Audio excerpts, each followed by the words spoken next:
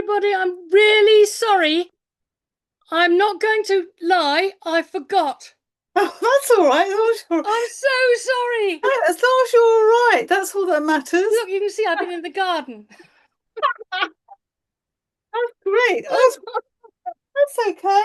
I just said to Donald, look, shall I say that you're in hospital? Shall I say it's all your fault? That's No. that's what I was worried about. So that's lovely. It's good I'm terribly sorry. Don't I don't know worry. who else we're going to get. Oh, half an hour late. I didn't do a, normally I do a reminder and that reminds me as well. Yeah. But with the weather You like look lovely this, in bronze. You look lovely in bronze. That's well, amazing. I'm eating like a horse. Look at my fat. No, you look lovely. I'm so Much relieved. ice cream. So relieved you're all right. Liz, lovely Liz Con. Look, she emailed us and Donal picked it up and shrieked down the stairs. 1,000 monkeys. Oh! Oh, I'm thank so you. sorry. You're not the only one. Okay. I don't know. It's the first time I've ever done it. Usually I'm having kittens beforehand and worrying that it's not going to work or nobody will turn up or You just wait a minute, we have still got, there's Daphne. Oh, lovely. Look, we've got most of our readers at least. Judith, hello. Hello. Janice, hello. Evadne? Yes, Van? Chrys is on her way, I think. Oh, good. We've had a Please, chat about anybody it. who knows another person who should be here, just email them or phone them or something. Hello, Jeremy. Thank you for coming. I Chrys? can't get on. Oh, Chrys. I can't get her. Turn on I your can't- video. Turn it off Can't and get on it. again, and it'll come back. I keep trying, but I keep I'll try again. Have you been having a problem? Yeah, I No, have. I've been horrible. I Jan. forgot. Oh. I've just sent you an email saying I I hope was you're in both the fine. garden and I was half asleep in the garden, and Donal shrieked down from the bathroom window, Janice, 1,000 monkeys! So here I am in my garden stuff. Well, very posh gardening stuff. It's lovely. But it's not I wasn't gardening. I was lying about reading My Chester Himes. Good. Hang on, let me see. Hello, Christine. Thank you for being here, all of you, and Jill. Thank you. Last, fantastic. The first time I've ever forgotten it, and you didn't get a reminder. I mean, usually I do a reminder, and that reminds me that that's what we're doing tonight. So we probably won't have any extra listeners, but we are definitely being recorded. I don't know if I'll leave this hysteria of mine on the recording. But here we are. Now I have a list of who is reading.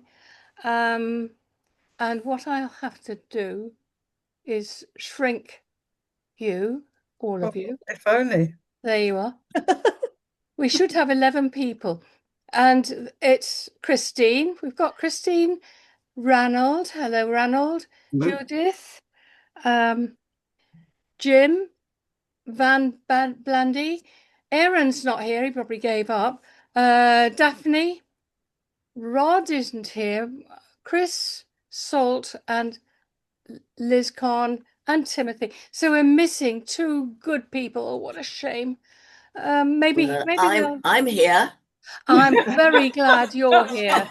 You're a good people. I finally managed to get on. Oh, and that there's explains that Timothy.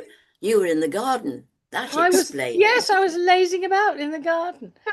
Oh, right. Well, that's not good enough, is it? It really isn't.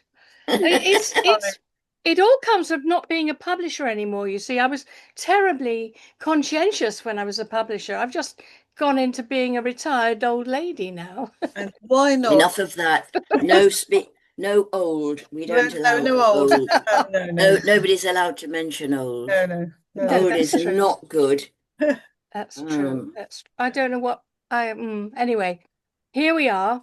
Hello, everybody. Donal has disappeared upstairs pretending it was his fault because he was ill, and he wasn't. He's not feeling all that great today, but he's quite well enough. Donal, No, he's sulky. Was he not coming? I hope he does come down. I think he's So do I. embarrassed. He's Be embarrassed. nice to. Oh no, there's no need to be embarrassed. We wondered why we couldn't It get was all on. my fault. No, Yeah, Anyway, let's just carry on. And I've lost my list of people again. yeah, I've got one. Right. So Go along. if you just give me a moment, I will go and ask Donal if he's ready to read. He may not. Maybe we'll have Donal reading anytime he chooses to come down. So we can, if Christine doesn't mind starting, we can start by Christine reading. How would that be, Christine? Would you be able to do that? Yeah. Can I just ask, can you hear my fan? Yes. Would you like me to turn it off? No. Hear your what? Fan. Fan? No. I can just see your collar is flapping a bit, that's all. No, I can't see know. it. I thought, what the hell is that wiggling Can't about? hear your fan. Mind you, I am going deaf. So maybe it's just me. Can anybody else hear the fan? No. No. No, Right. not at all. Oh, my hair. Right. Okay. So I am going to say we're going to carry on. Andy is our audience. If Hello, Andy. if you want as a reward for being an audience, and Jeremy, I'm going to say, would you like to read as well if you want to go and find a poem? Yeah. Yeah. It's up to you. Happy to read, Janice. Because we have one person who couldn't make it at the last minute, so we've only got 11. Donal is upstairs, and so we can easily fit in Jeremy and Andy, and we'll put you in at the last, so you've got time to find something. Sorry, what time are we stopping? What time are we stopping? Well, we'll be finishing probably at about 9, I think. Okay. Don't read for too long, everybody. We should be able to finish at No, 9. Is 9 all right for everybody? We'll read ever so quickly. How's that? Don't gabble. I'll read 2 instead of 3. I can hear creaking upstairs. I think he may appear in a minute. So let's get on with it quickly to give you all time to read. So we're going to start with Christine. Christine, would you like to read for us, please? I will. I'll just try and get my brain slightly. It happens to the best of us. Right. Okay. So I have got 2 poems, and they're both about the seaside, because this seems a very topical thing. The first one is longer, and then there's a very short second one, so it shouldn't be even the 5 minutes. So the first one was published in Voice and Verse magazine, and it's called Checking the Climate. The few surviving photographs from my dad's old box brownie once were black and white. Now they're faintly sepia, and they open tiny windows into a static past. There's me in a ridiculously ruche swimming costume, sitting very uneasily on pebbles. There's me and my younger brother perched on a damp breakwater. Me again, older now, hair bobbed, leaning out of the balconied room at Mr. and Mrs. Holmes' boarding house in Bognor Regis, 1 week's half bald, lemon meringue pie speciality. And here's all 3 of us, poised outside Macari's ice cream parlour, frozen above our Knickerbocker glories, long spoons glinting, and we're denied the rich layers of colour and the taste of that bright green slippery jelly, and the grit of the sand, and the icy bite of the sea, and the way the wooden planks of the pier bounced under my feet, light flashing up at me, waves roaring up at me through the gaps in the pier as I run for safety. And after light, there's darkness, as we walk in the Esplanade Gardens for our evening Ovaltine and cheese biscuits before returning for bed. At night, our swimming costumes, clammy and salty as seaweed, are hung around the room to dry, while we clamber into bed, stiff and red with sunburn, caked in layers of calamine lotion, flaking like dandruff. The little ones are asleep. As the oldest, I'm on guard, listening for the sounds of arguments from my parents downstairs, drinking coffee with the Holmeses. But it's too public for them to fight, or maybe too far away for me to hear. So I relax into the silence. Only the whisper of waves, now far away, and the rustle of seaweed hanging on the balcony. In the morning, we'll use it to check the climate. If the seaweed's dry, it's sunny, and if it's wet, it's raining. Marvellous. I can imagine there might be one or two other people who might have some memories coming back as a result of that one. And then the second one, which was in South Bank Poetry, is about a very different kind of seaside, because this is Atlantic City in New Jersey. Slightly more recent. And it's called Van Morrison is Alive and Well and Playing Atlantic City.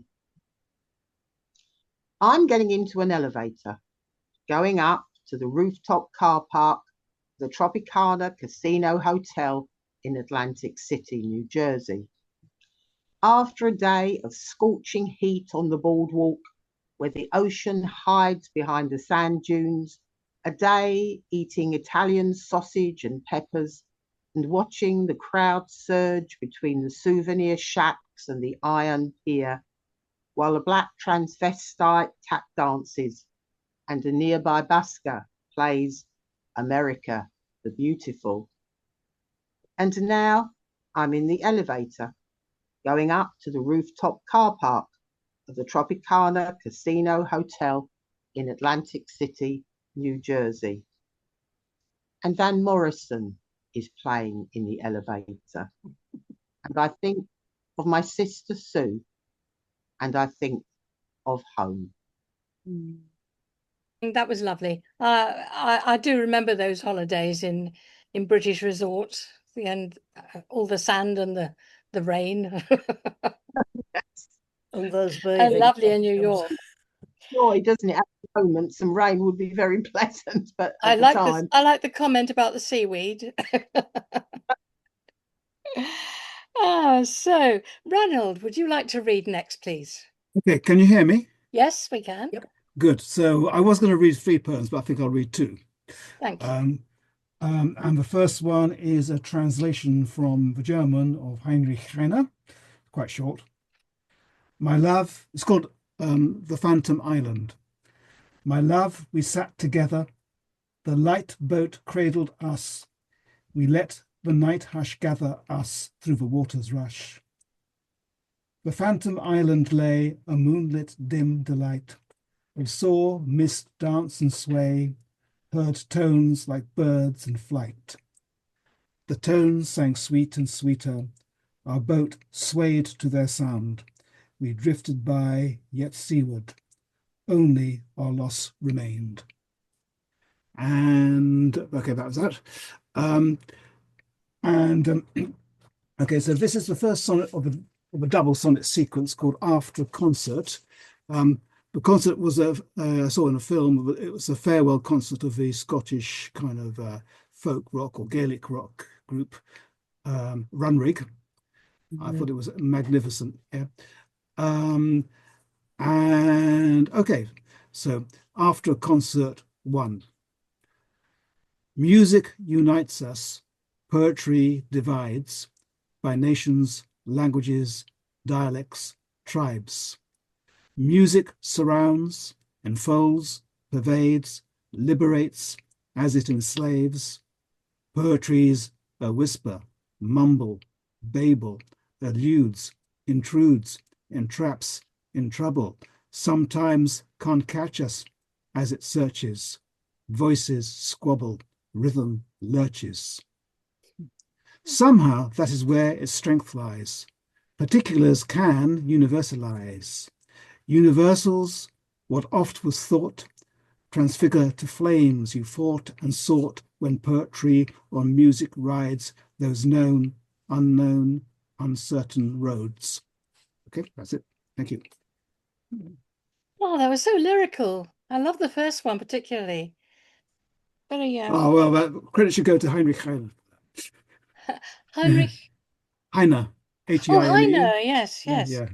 Oh, that's so, they were both lovely. Thank you. Yeah, thank you. Yeah, Heine. Yes, I have read a bit of him. And we go on to Judith. Hi. Judith Wozniak, please. Oh, I'll do two as well, Janice, so we can catch up a bit. I don't know if anybody's been to see the Frida Kahlo exhibition that's on at the moment. Not yet, no. So this is in the voice of her doctor, Dr. Eloisa, who she called her doctor and her best friend. Caring for Frida. She has to sit to work now. Splashes of oil paint catch in the folds of fabric in her lap where the easel nestles. Her speckled funerary beads streaked with brushstrokes. Each time our lives touch, I see a different face of Frida. To others, she seems to have mastery over her suffering. Swathed in shawls, she conceals her crushed body.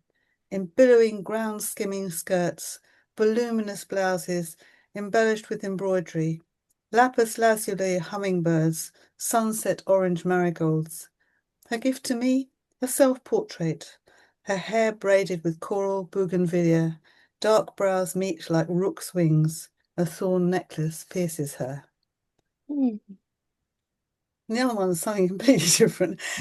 So this is the reminder me. I was thinking about this lady today because it's sort of wedding season. So in a former life, I was a family doctor, and you'd be surprised at some of the visits you end up going to. And this was at the end of a long day when I've been on duty, and so it's about 7 o'clock, and I'm hungry and tired, and you just kind of worry you're going to miss something. Second opinion.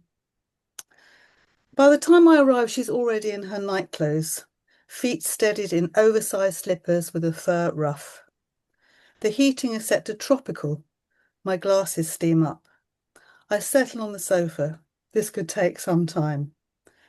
I struggle to extract clues, check red flags, hidden agendas, examine vital signs. I try charming her. You're like my mother. She's delighted. I'm getting weary now. One last try. Is anything worrying you? Tomorrow's the wedding, her granddaughter's. She has been warned not to let the family down. She disappears to her bedroom, returns wearing a huge hat like the Quangle Wangles. It's feathered, beribboned, quivering. I peer underneath, wipe a trickle of tears from her chin. It needs a minor op. With her informed consent, I tease out 2 pheasant feathers, a cluster of plastic cherries, and use my sterile scissors to trim the organza bow. She beams at her reflection. It's amazing, I say. Oh, it's a great one. Good story. I love the clinical actions in the second one. Very good. No, we haven't been to see, we both want to see the Frida Kahlo, but we're scared to go. I'm scared to go into London, particularly on the tube, because Stone's, well, he's halfway through a chemo course, and he's being given a couple of weeks off in the next 2 weeks or so. He's got to have a CT scan, but he hasn't been feeling too great, and I don't want him to catch anything. Okay. However, we will see Frida Kahlo again. So, Jim Conwell, can we hear from you, please? Yeah, you can hear me? Yep, we can. Okay. I'm going to read 2 poems. The first one is called Ancestor. The stone, which is roughly triangular, measures 9 centimeters on one axis and 7.5 on the other. Because of the distribution of weight within the stone, it sits on a point that measures less than a square centimeter. If you hold a stone with your thumb in the indentation and your middle finger in an indentation on the other side, you can use the point to pound things. The stone itself pointed this out to me. I think that it hopes, as far as stone can contain hope, that I will find a use for it. It may remember a time when it was somebody's useful object, someone who used it to crush grains and small nuts. There's no sign on it of prolonged use, and so some misfortune may have visited its owner before their partnership prospered. I will never know. We cannot think about those who went before, how many there were, each one an individual, loved, perhaps hated, mourned or not, died in violence or peace. Everybody who has brought us here and might have hoped that we could be people they would be proud of.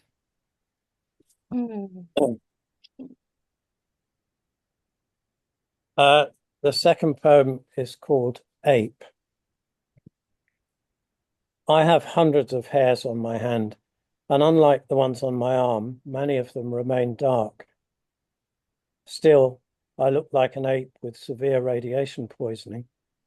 My skin has become light, a faded pink color, and my once glorious pelt is now thin and sparse, more skin than hair.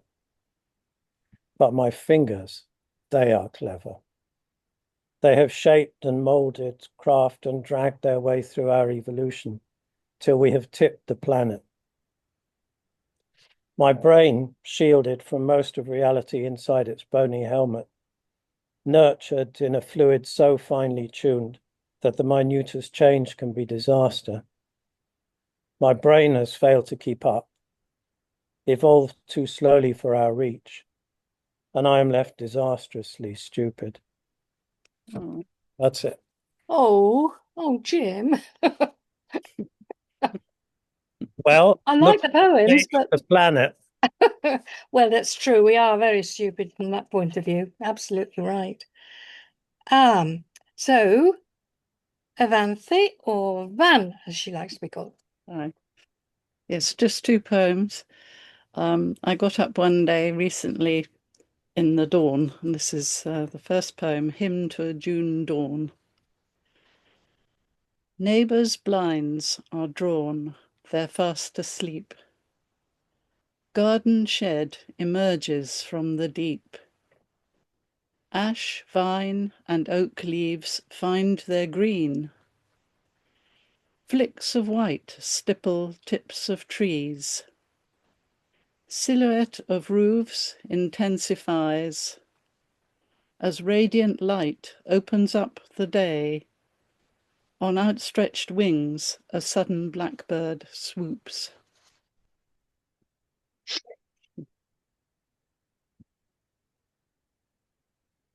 And the second one is Kew Gardens, all very London-based, Spring Fever. Old rushes bow their darkened heads as gauze of green spreads beneath the oak. Ducks, geese, lurch, web-footed, tread, feathers, feces, twigs, and acorn husks, scuff to patchwork bank of grass and soil, lumber left and right to water's edge, jostle, neck stretch, head bob, honk, hiss, clack, clack, beak castanets, to rise abreast on downdraft beating wings, splash, thrash, hiss, slap, gang of rivals, all the way across. Make such a din, where sits May on downy sepia straw, counts beneath her spreading wing the score.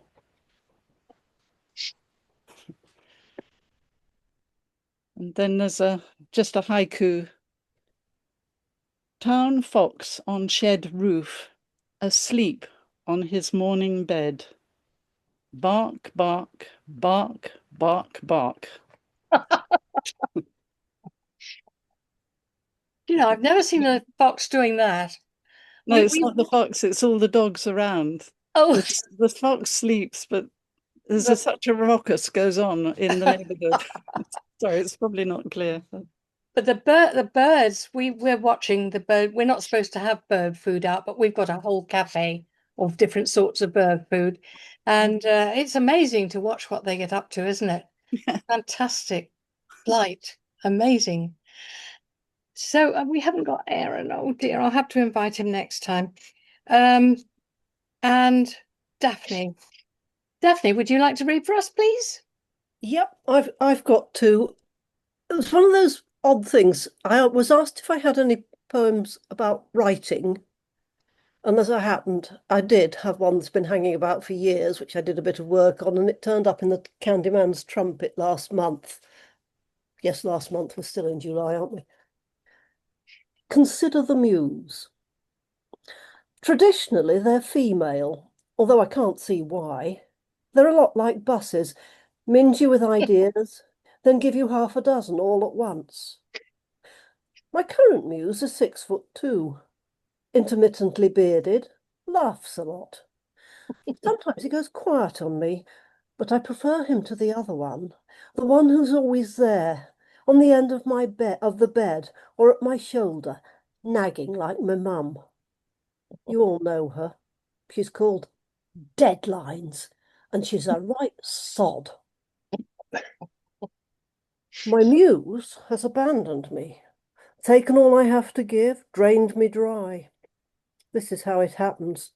Strip down to bare skin, reveal innermost self, and then my muse abandons me. Inspiration's another word for breathing in. Never mind that. My muse has abandoned me. Forget the muse. Take a deep breath. There's always deadlines. My muse has not abandoned me. It's in 4 parts. I'm the one lying down on the job, not on a swanky Persian carpet, but a damp drugget like a wet weekend, soggy from the tears of emptiness. My muse is generous. I'm overwhelmed, trying to respond to multiple poetic gifts, my notebook full of false starts. I hope for words as glorious as Mozart, or with the certainty of Bach. My muse plays John Cage's 4 minutes 39 seconds, waits for an answer I can't produce. Maybe I'm too scared to take the risk. Perhaps what's needed is a little list. Oh, muse, what do you want of me? 4. He's demanding, inconstant, aggravating as a petulant child plus grumpy teenager. I'm exhausted by my muse's fickleness. There are more important things in life. The blank white page lies waiting.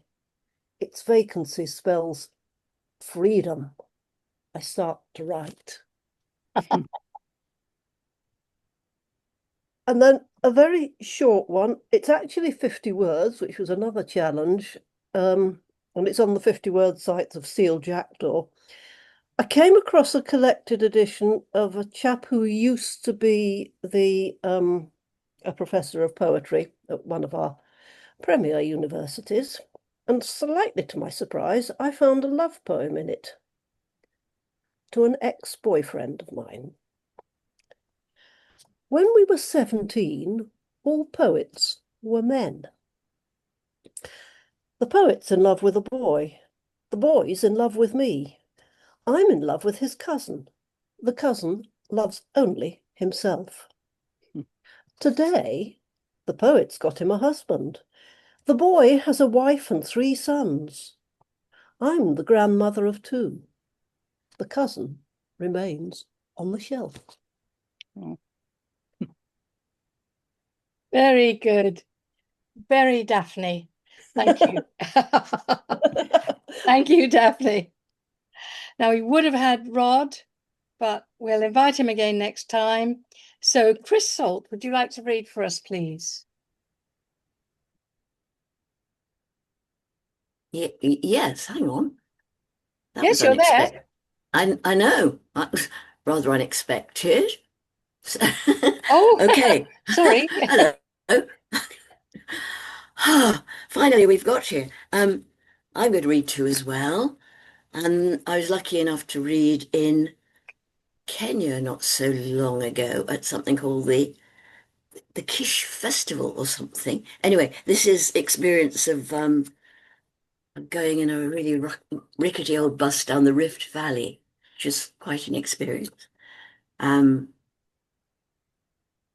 valley spreads a map of barren land. It glints with corrugated iron, dots of scrub, sunspits of brilliance. We bump past skeletons in donkey skin, mooching for sustenance in thorn and sand. A thin-horned cow meanders down the road, negotiates the lorries.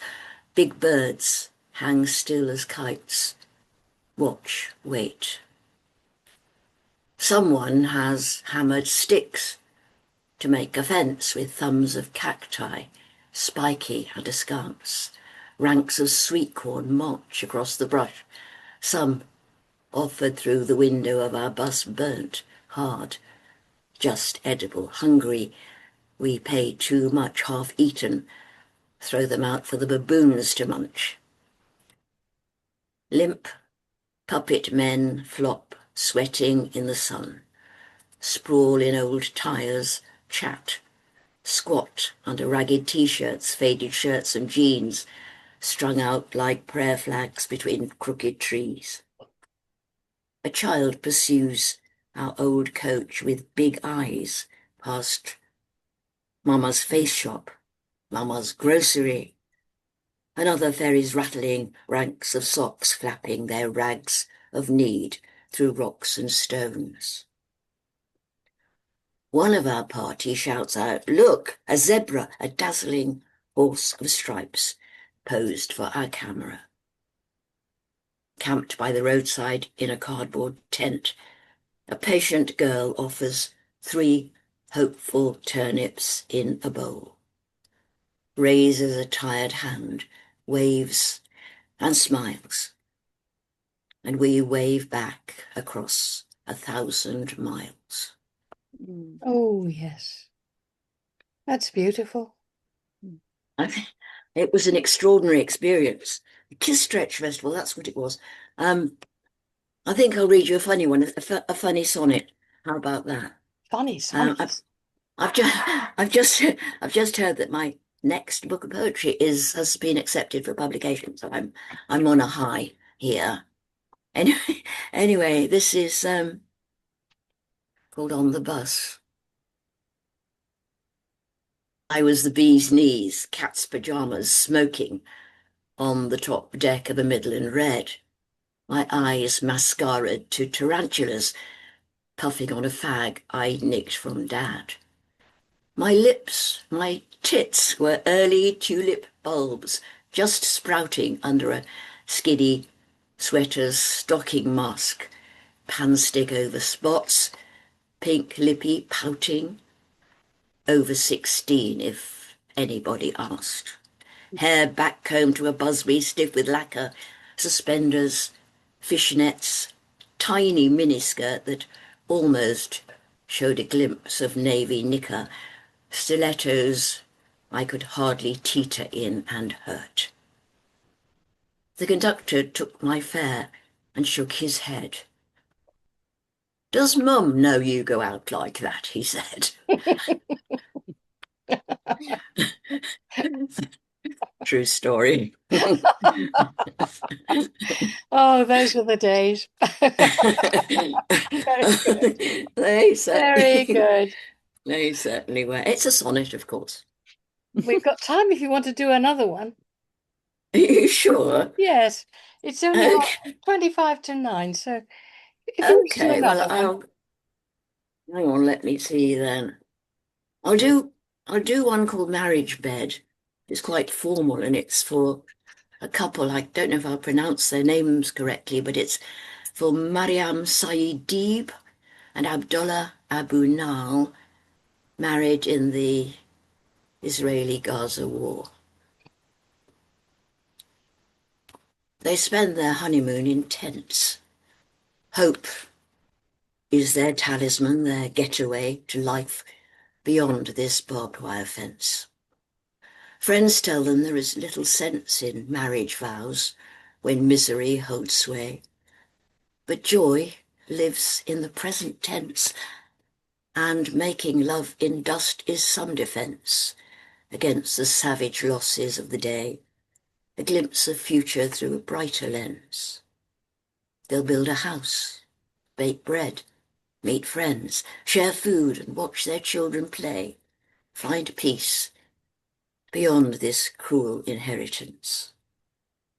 So when there's no protection or defence against displacement, slaughter, bombs display, they find this little space for innocence. Their love cross-fingered for deliverance from fear and death, war's bloody roundelay. Although today they honeymoon in tents, tomorrow shines beyond this barbed wire fence. Oh, yes. Thank you very much, Chrys. It's You're welcome. we really enjoy it. Thank you. Thank you. And we've got 4 people left. We've got Liz, Timothy, Jeremy, and Andy. Yeah, probably in that order. So, Liz Conn, please. Hi, I wonder, sorry, I've just arrived at this place. I just need to plug my phone in. I wonder if somebody would be willing to go before me. If not, I can do it. Yes. I just literally got to... Timothy, Yeah. I'm sure you can, can't you? You're muted at the moment. Hello. There you are. Hello, Stars and Monkeys again. Hello, Janice. I'll read from my great big book of Robert Desnos, which Donal knows very well, and it's from Arc Publications. 3 little poems. The first one, he's aged only 19 in the year 1919. Dedication to Louis Aragon. It starts off, et j'ai dit qu'il fallait rire, et j'ai dit qu'il fallait chanter. Laurent Taillade, Apollinaire, je suis venu par les allées. I said that we needed some laughter. I said that we needed some song. 2 poets are in the hereafter. Straight alleys, I just came along. I came and I saw in the roadstead a tanker at anchor, a boat, and jellies and jams were unloaded. What a mess, broken hearts, rotten fruit. I was checking the time on my gnomon. I felt for my heart in my pocket. I saw a victorious bowman take you up to the sun like a rocket. Now here's one from his happy times when he's with the lady he eventually marries. A very short one called Pas vu ça, pas vu la comète, pas vu la belle étoile, pas vu tout ça. Didn't see that. Didn't see the comet. Didn't see the lovely star. Didn't see all that. Didn't see the sea in a bottle. Didn't see the mountain inside out. Didn't see that much. But saw 2 lovely eyes. Saw a lovely, gorgeous mouth. Saw much better than that. Very good. Finally, a slightly truculent one called literature. Je voudrais aujourd'hui écrire de beaux vers. I'd like to pen the finest verse today, the sort of thing I used to read at school. It sometimes turned my dreams the other way, called me a soppy thing, perhaps a fool. But joining syllables in 2s and 3s, word counts, the mincing labour of an ant, I'd lose my Latin, Arabic, Chinese, even my sleep, my valued confidant. In fact, I'll write the way I speak, so there. If any lurking jumped-up pedant scouted my work with spiteful sneers, I'd bring to bear another science, and he'd soon be routed. Oh, Desnos was such a character, wasn't he? Have you got any more? Do you want to do another one? I'm happy with that and longing to hear the next one. Thank you. Oh, that was great. Liz, are you ready yet? I think she's gone to find something. Right, we're going to hear from Jeremy now then. Okay. I hope I'm audible. Okay, is that all right? Certainly are. Good stuff. Lovely to be sharing poetry with you. Jan, your time has not been wasted. That's an excellent tan you've developed there. I'm sorry. I hope, we were talking about Van Morrison. Do you know that song Brown Eyed Girl? That sort of, you're making me think of it, Jan, yeah? Uh-oh. Here we go. Okay, so some poems about the season and hot weather. First one is called The Uprising.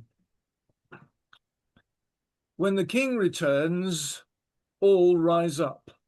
Wild poppies, pink campion, gold buttercups. The field battalions march and parade, drifting floral medallions, cow parsley brocade. When the king returns, all counterattack. We that were fallen, withered and black. The tall grasses whisper, he's come back, and the green forces muster, deep along every track. When the king returns, all rise up.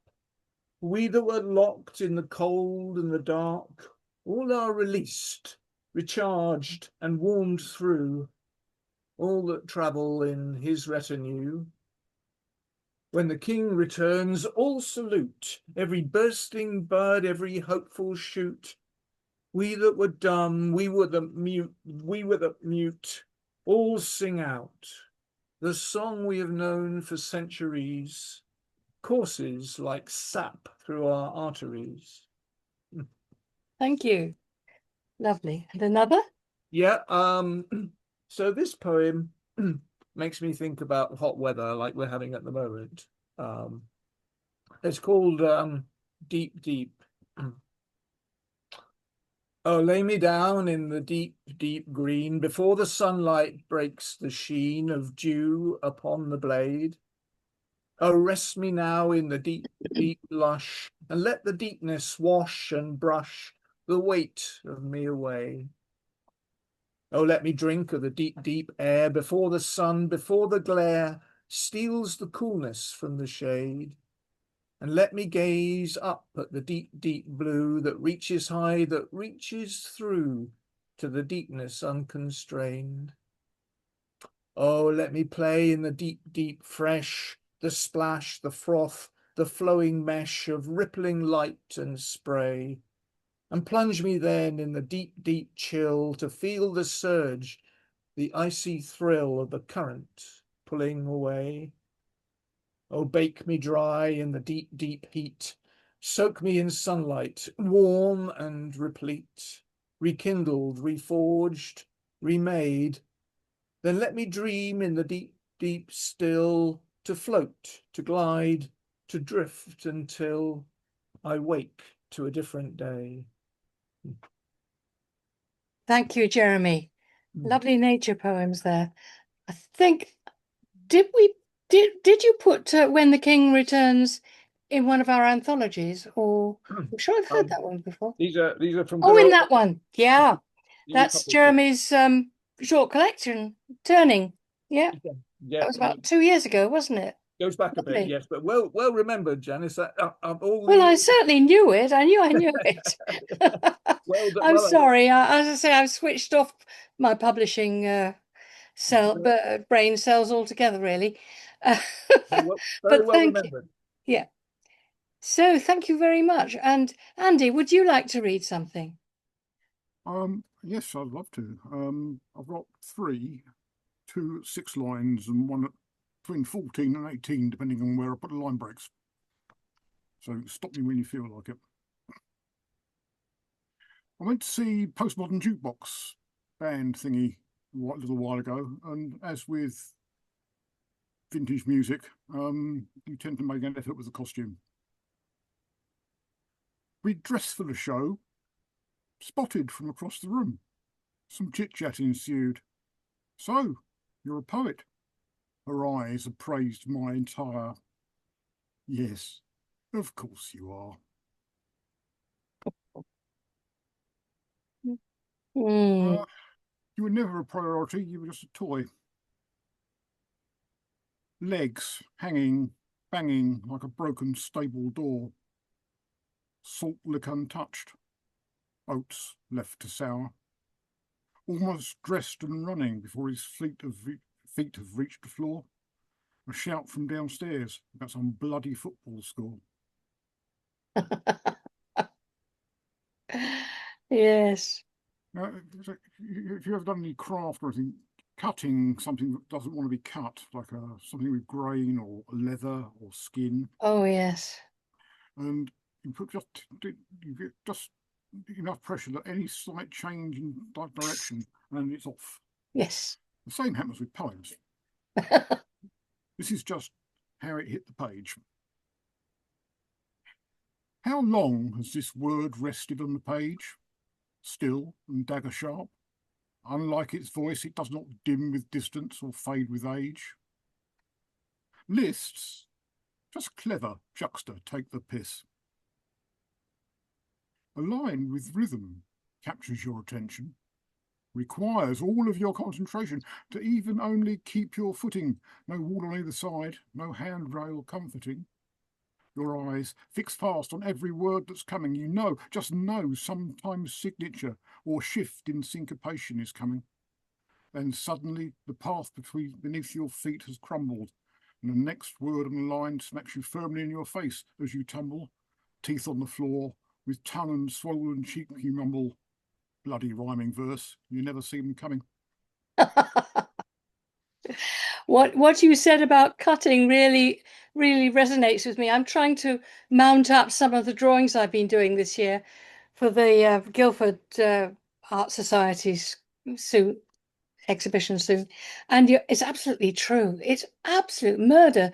Got the sharpest Stanley knife I've ever had, and they're still going in and out and in and anyway. Lovely poems, great poems. Very thoughtful you are.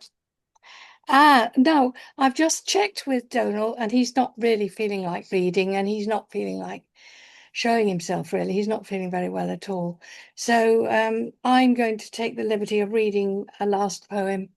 It's called Incident at Dawn. Never read it out before. It's one that I wrote a couple of weeks ago.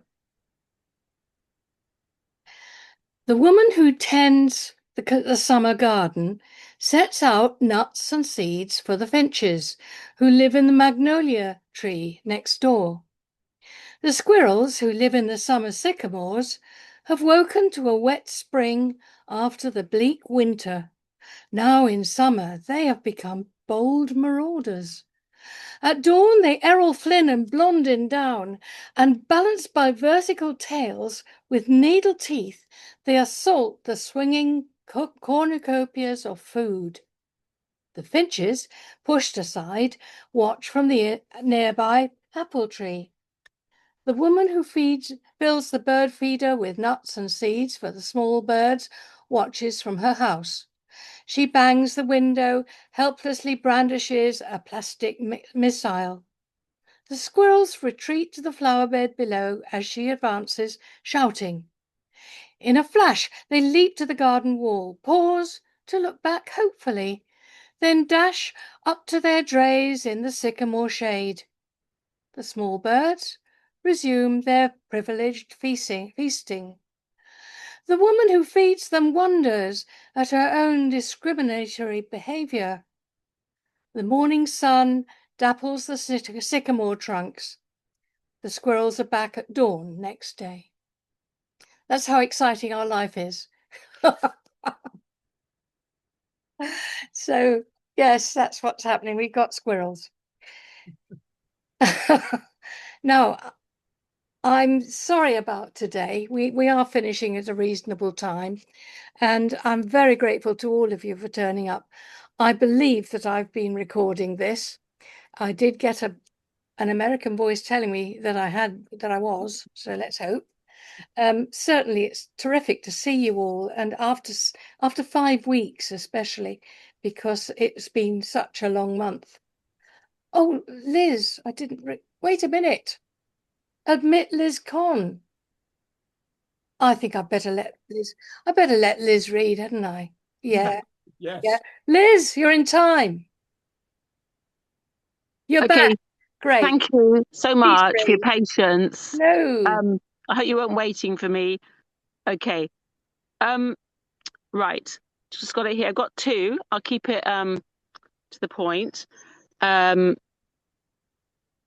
got the other one here. Hang on. It's all on my phone. So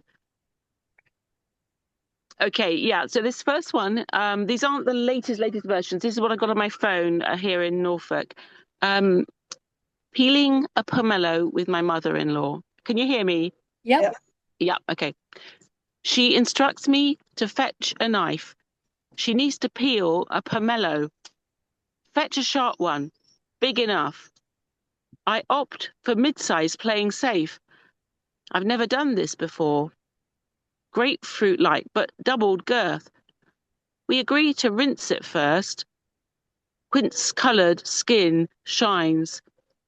Place on sturdy plastic plate. I'm told to make the first cuts. Balance. Stalk stub pointing up. Decide to slice across the top. Puncture skin with knife's tip. A sawing action lops it off. Her older hands will now unpack this most sustainable design. White sponge gives way to flesh, reveals a trove of citrine gems. The second one is a kind of sillier thing from a prompt in a workshop. And again, this is quite an old version, so I'll just read what I've got in front of me. I could call it Shed Dreams. When I got stuck in the shed, no phone, reluctant to ask for help, knee-jerk reaction, I'm the jerk, compare with the friend who, unlike me, would be prepared for every contingency, leads to self-blame, harsh words, ricochet off crumbling walls, garden forks, then silence, just hoses hissing their disdain. Need escape plan, peer through gap by shed door, call neighbour. His window's open, on the phone. No rush. Lamely, I view again the jam juncture. Time drags. No watch, no phone. Stomach groans. I'm starving here, like the prodigal, while inside, my fridge is filled with delicious deli-style delights. I'm lost in a reverie of past loves. Passé now. French, foie gras, double cream. The grass greener than my cramped cell with strimmer, slug pellets and grout. I want out. Shout, help, please. Pass a message. At last, my daughter releases me, laughs. When she goes out, I shed restraint, free at last to feed my French food fantasy. Is that a true story? The stuck in the shed is, I didn't really get involved with the food. That's elaboration. Well, I'm glad that I'm not the only person that leaves their phone at home all the time. That's Well, again, and thank you for getting back, Liz. I'm sorry about No problem. Thank you. It's been a rather ramshackle evening, but lovely poems. Thank you, everybody. I've really enjoyed it, and Donal will enjoy listening to them because I'm pretty sure I've recorded it. So great. And I'll put the recording on a Substack so you can hear it. Thank you. Thank you again. Anybody want to pass any messages or? Just send Donal our best, won't you? I Yes, will. please. I will. He's not too bad. It's just that this chemo is a bit debilitating. He's got a CT scan on Sunday, And that's always nerve-wracking because you won't necessarily get good news.